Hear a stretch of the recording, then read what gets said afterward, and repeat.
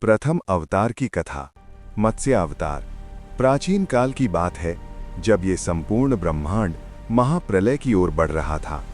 आकाश में अंधकार छा गया था, पृथ्वी जल में डूबने को थी और वेदों का ज्ञान नष्ट होने वाला था।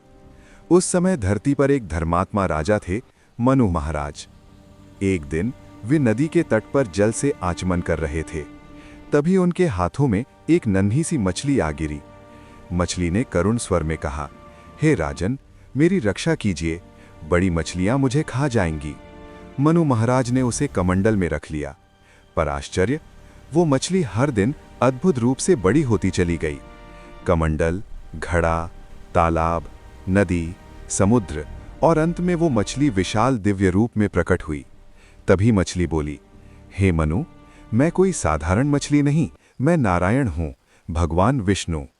भगवान ने कहा, शीघ्र ही महाप्रलय आएगा, तुम एक विशाल नौका बनाओ, उसमें सप्त ऋषियों, सभी जीवों के बीज और वेदों को सुरक्षित रखो। जब प्रलय आया, चारों ओर केवल जल ही जल था। तभी मत्स्य रूप में भगवान विष्णु प्रकट हुए। उनके मस्तक पर दिव्य सींग था। मनु की नौका को भगवान ने अपने सींग से बांध लिया और सुरक्षित दिशा में ले चले। महाप्रलय के बाद जब जल शांत हुआ, धरती पर फिर से सृष्टि का आरंभ हुआ। वेद सुरक्षित रहे, धर्म जीवित रहा और जीवन को नई दिशा मिली।